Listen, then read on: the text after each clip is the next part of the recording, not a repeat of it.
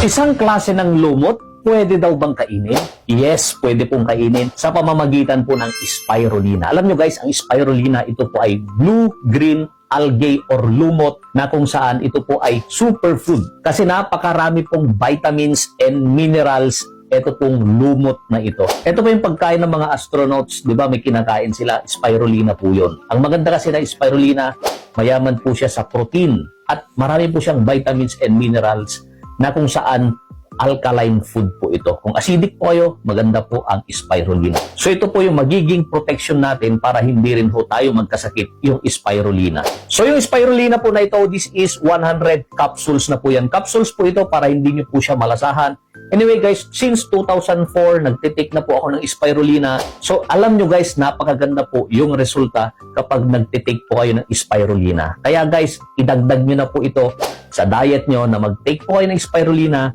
This is good for our overall health. Kung hindi nyo pa nasusubukan, try nyo siya. So nandyan po yan sa yellow basket. Ilalagay ko po dyan habang merong pang stock. And guys, this is FDA approved. So kung interesado po kayo, ilalagay ko po dyan sa yellow basket. Thanks for watching and see you on my next video. Thanks and bye-bye.